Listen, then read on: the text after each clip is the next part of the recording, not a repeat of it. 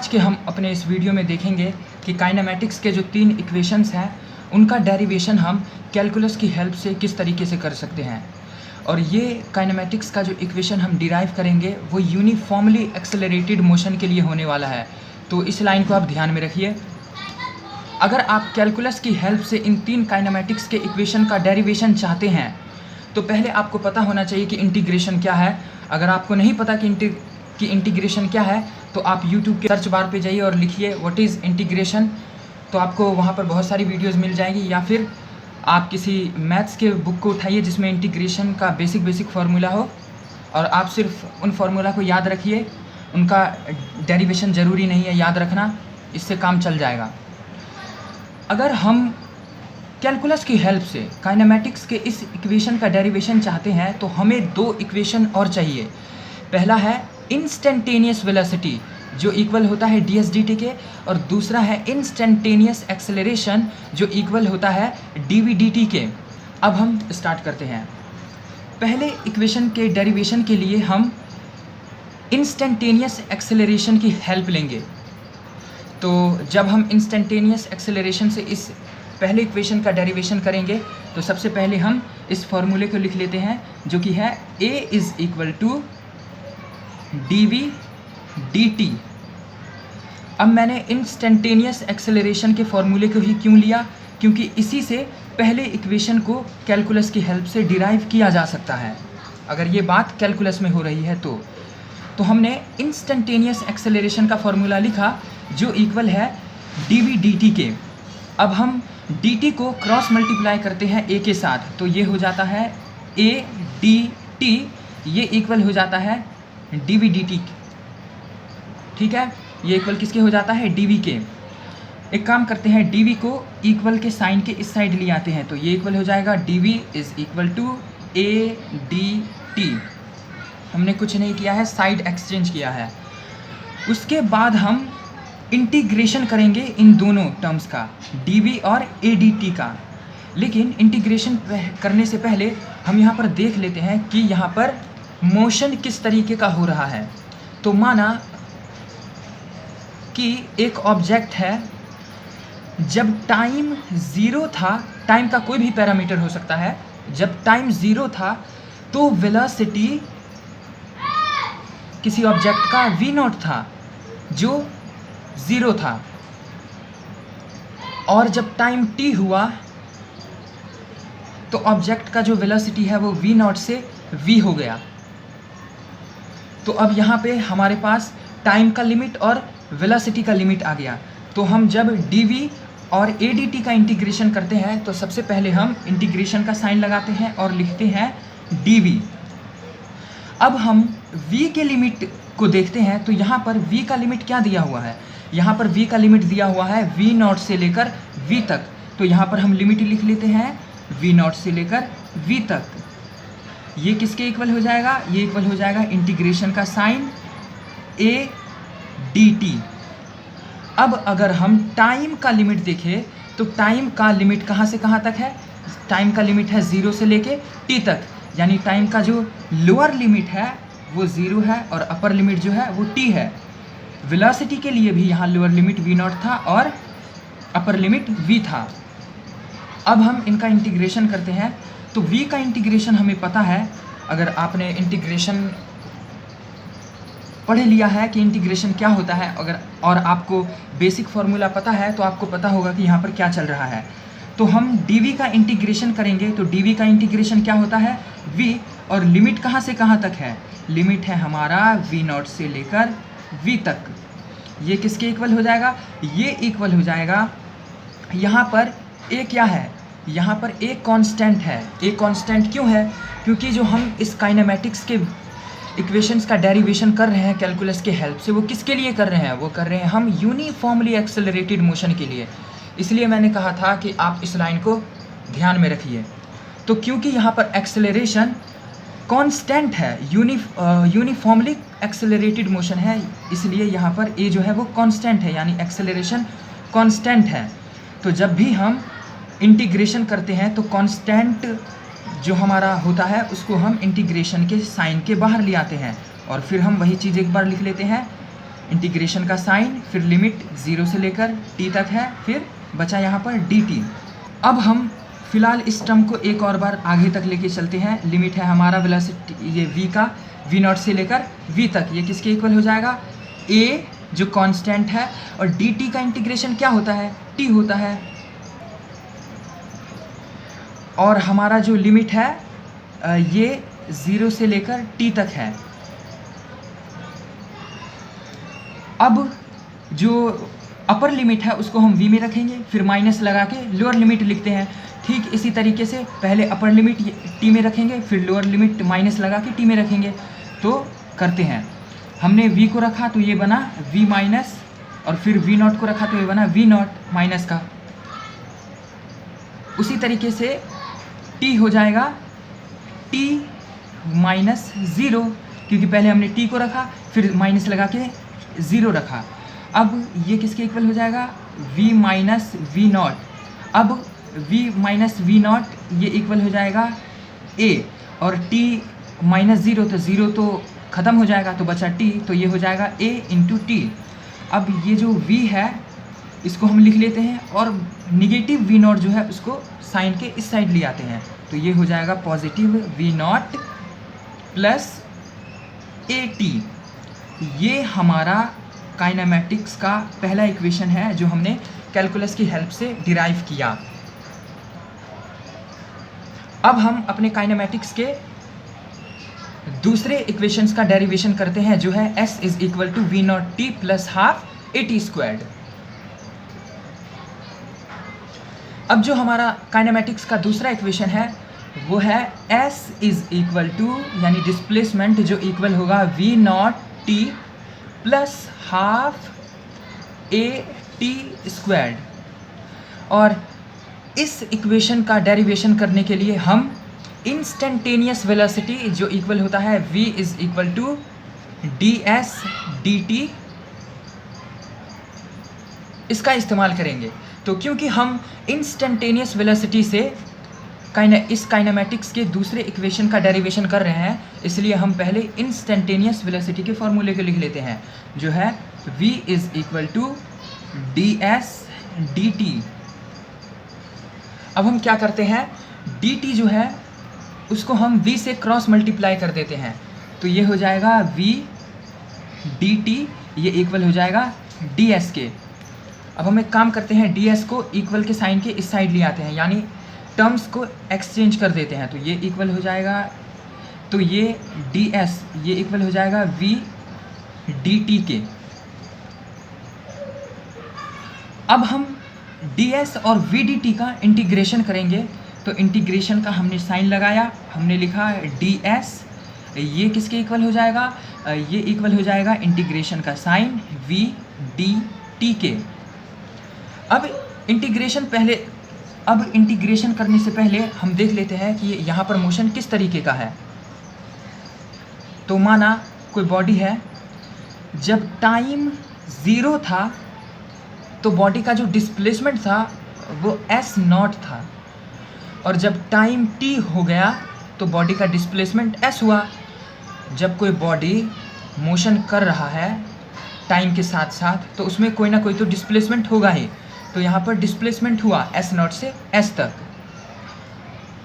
और यहाँ पर वेलोसिटी क्या हो जाएगा, वेलोसिटी v0 से लेकर जब टाइम 0 था और जब टाइम t हुआ तो वेलोसिटी हमारा v हो गया। अब हम यहाँ पर s के लिए लिमिट लिखेंगे, तो s के लिए यहाँ पर हमारे पास लिमिट है s0 से लेकर s तक, यानी डिस्प्लेसमेंट के लिए जो हमारे पास लिमिट है वो है s0 से लेकर s तक। तो हम लिमिट लगाएंगे, तो लिमिट पहले इंटीग्रेशन का हमने साइन लगाया, फिर लिमिट हम लगाते हैं पहले नीचे लोअर लिमिट, फिर इंटीग्रेशन के साइन के ऊपर अपर लिमिट जो है s0 से लेकर s, फिर ds। ये किसके इक्वल हो जाएगा, ये हमने पहले इंटीग्रेशन का साइन लगाया। अब t के लिए हम लिमिट देखेंगे, तो t के लिए हमारा लिमिट है 0 से लेकर t तक, तो अपर लिमिट है हमारा 0, तो लोअर लिमिट है हमारा 0 और अपर लिमिट है हमारा t, फिर v dt के। अब हम ds का इंटीग्रेशन करते हैं तो हमें पता है ds का इंटीग्रेशन होता है s, और लिमिट हमारा कहाँ से कहाँ तक है, लिमिट है हमारा s0 से लेकर s तक। ये किसके इक्वल हो जाएगा। अब यहाँ पर अगर हम ध्यान से देखें तो ये जो v है ये v कांस्टेंट नहीं है, v कांस्टेंट यहाँ पर नहीं है क्योंकि v जो है वो टाइम पे डिपेंड कर रहा है। अब टाइम पे डिपेंड कैसे कर रहा है पहले हम देखते हैं। हमारे पास एक इक्वेशन है v इज़ इक्वल टू, जो काइनेमेटिक्स का पहला इक्वेशन है, v is equal to v0 plus at। यहाँ पर अगर v देखें तो ये v जो है ये वाला v है, और हमारा v0 जो है यहाँ पर v0 क्या है, जब हमने टाइम 0 से स्टार्ट किया तो यहाँ पर v0 हमारा कुछ भी हो, v0 जो होगा वो फिक्स होगा, एक कांस्टेंट की तरह v0 बिहेव करेगा। प्लस में यहाँ पर a है, a हमारा क्या है, हम जो काइनेमेटिक्स का जो 3 इक्वेशन है इसका जो डेरिवेशन कर रहे हैं कैलकुलस की हेल्प से, ये हम यूनिफॉर्मली एक्सेलरेटेड मोशन के लिए कर रहे हैं। जो मैंने पिछली बार भी बताया कि ये लाइन बहुत इंपॉर्टेंट है। तो हमारा जो a हो गया, a तो कांस्टेंट हो गया, अब v भी एक कांस्टेंट की तरह बिहेव कर रहा है, तो बचा क्या, बचा टाइम। अब जैसे जैसे हम टाइम में वैल्यू को बढ़ाते जाएंगे वैसे वैसे हमारा वेलोसिटी बढ़ता जाएगा। जैसे एग्जांपल के तौर पे v0 को हमने माना 2, प्लस में a हमने 5 मान लिया एक्सेलरेशन, ये दोनों तो कांस्टेंट रहेगा, इनटू में t, और ये इक्वल हो जाएगा v के। अब जैसे हमने यहाँ पर टाइम 1 सेकंड रखा तो हमारा v is equal to 2 plus 5t। अब अगर हम यहाँ पर t1 रखें तो इनटू में t का वैल्यू 1 आ जाएगा, तो v इक्वल हो जाएगा 7 के। अगर हम t2 रखते हैं तो v is equal to 2 plus 5 into 2, यानी v इक्वल हो जाएगा 12 के। यानी जैसे जैसे हम टाइम को बढ़ा रहे हैं वैसे वैसे हमारा v बढ़ रहा है, यानी v जो है वो डायरेक्ट टाइम पर डिपेंड कर रहा है, इसलिए यहाँ पर जो वेलोसिटी है वो कांस्टेंट नहीं है। अब अगर हम वेलोसिटी को टाइम के फंक्शन में लिखें तो हम वेलोसिटी को टाइम के फंक्शन में कैसे लिख सकते हैं, वेलोसिटी को हम लिख सकते हैं टाइम के फंक्शन में v0 प्लस at, बिल्कुल लिख सकते हैं। तो हमने इंटीग्रेशन का साइन लगाया, लिमिट लिखा 0 से लेकर t तक, v की जगह हम लिखेंगे v0 प्लस at, और ये है dt इंटू में। अब s को हम आगे तक ले जाते हैं तो ये हो जाएगा s, ये सेम रहेगा, लिमिट है s0 से लेकर s तक, ये इक्वल हो जाएगा। अब v0 और at इनका अलग अलग इंटीग्रेशन करते हैं तो हम लिमिट लगाएं 0 से लेकर t तक, फिर ये हो जाएगा v0 और dt, फिर प्लस में लिमिट हम लगाएंगे इंटीग्रेशन के साइन के साथ 0 से लेकर t तक, क्योंकि ये टाइम के लिमिट में बात हो रही है, और फिर at dt।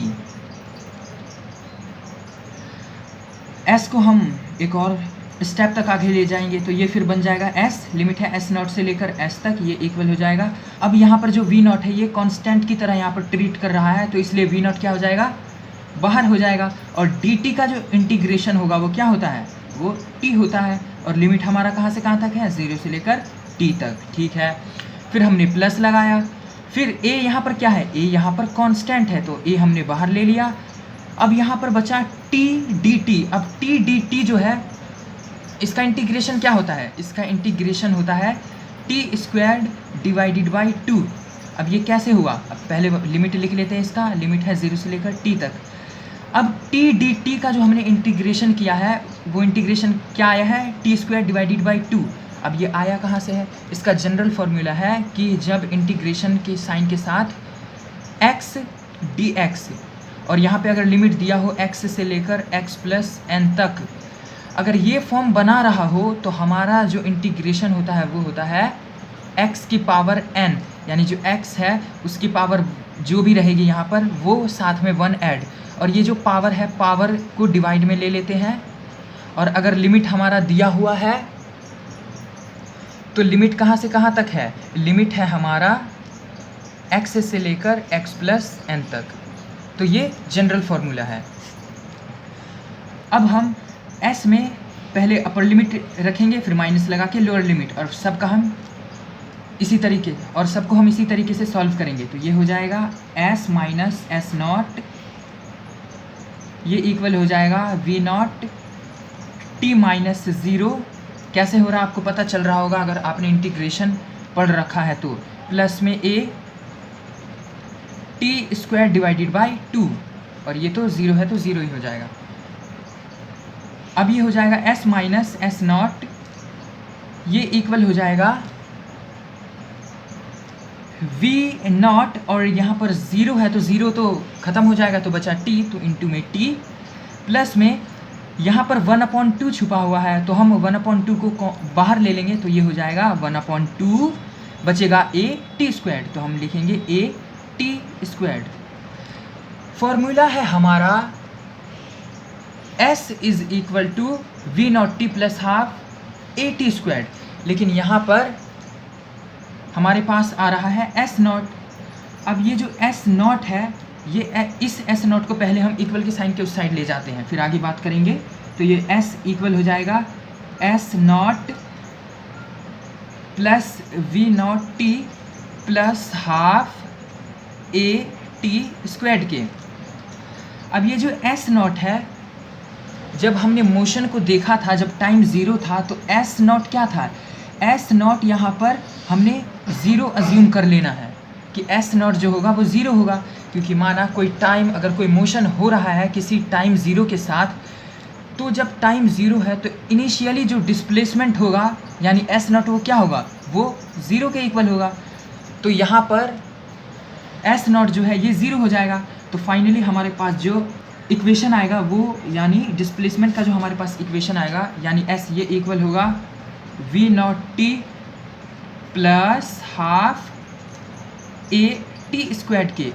तो ये हमारा काइनेमैटिक्स का दूसरा इक्वेशन है जिसको हमने कैलकुलस के माध्यम से डिराइव कर लिया है। तो अब अपने तीसरे इक्वेशन की तरफ चलते हैं।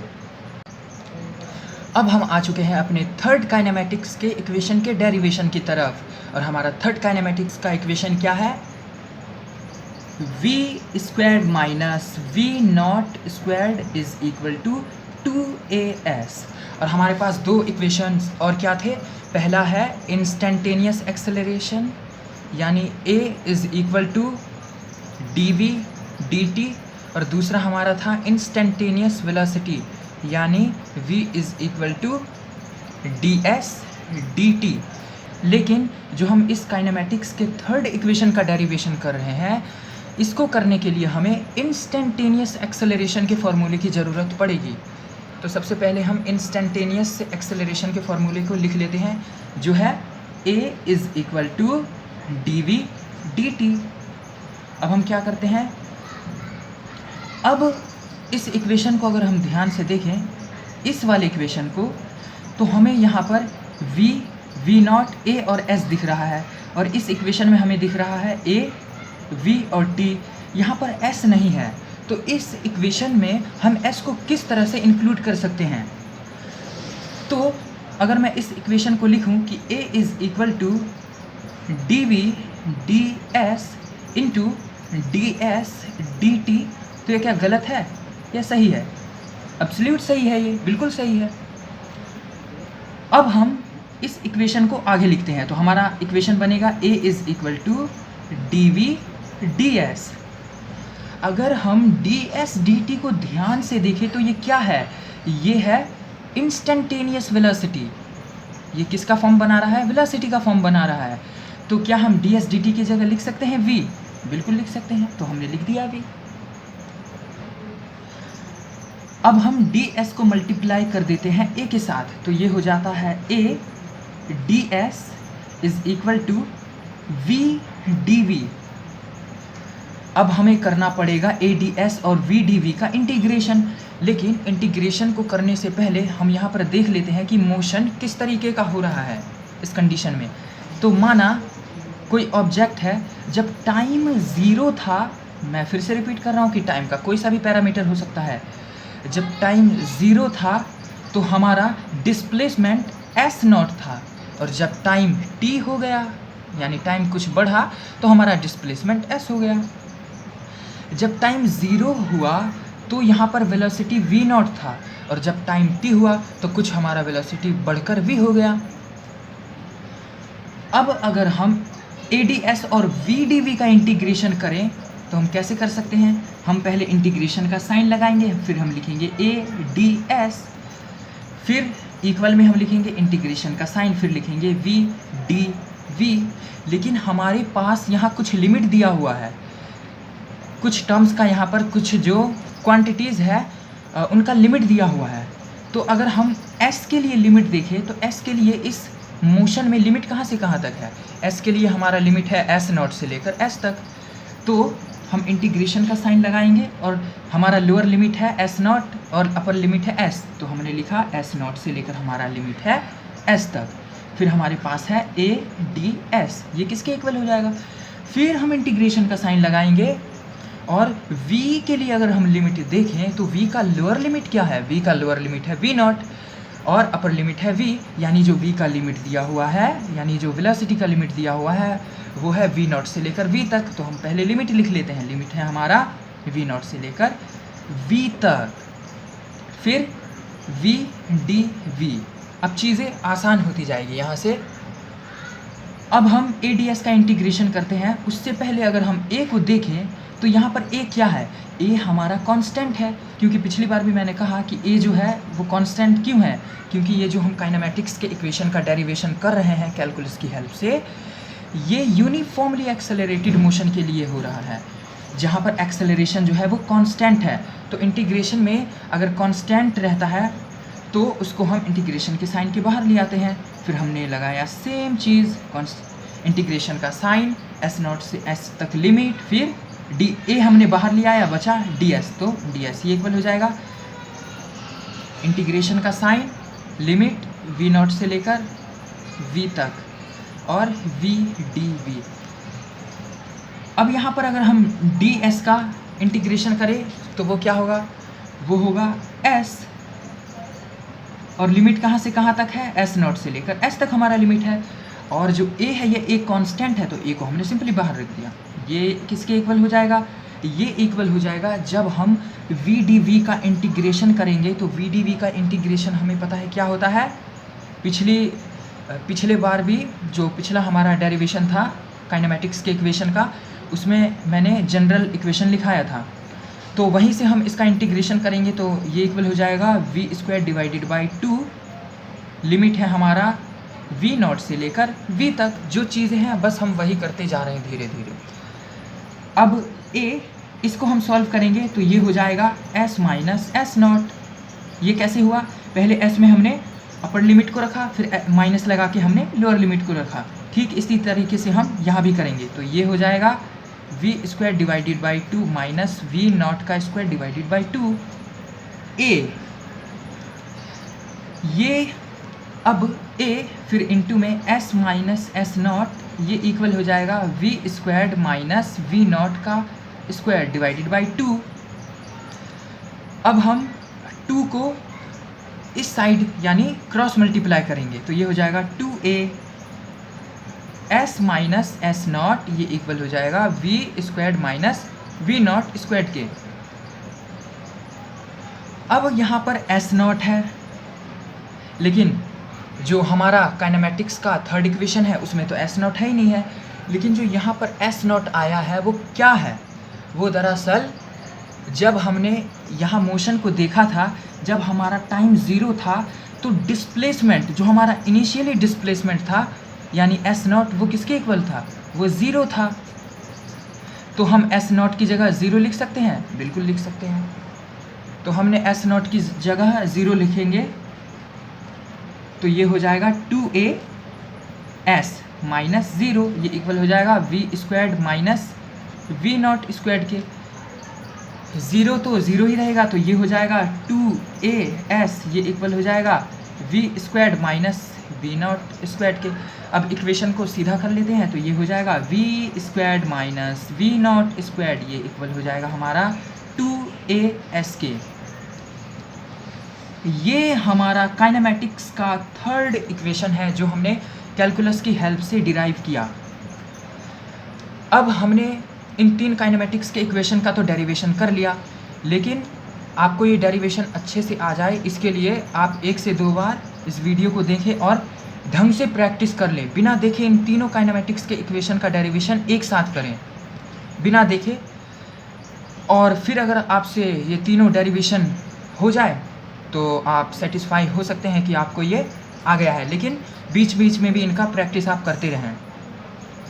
अगर आपको ऐसा ही वीडियो चाहिए तो आप कमेंट में बताएं, आपके लिए ऐसी वीडियो आती रहेगी। तो बस आज के लिए इतना ही। जय हिंद, जय भारत।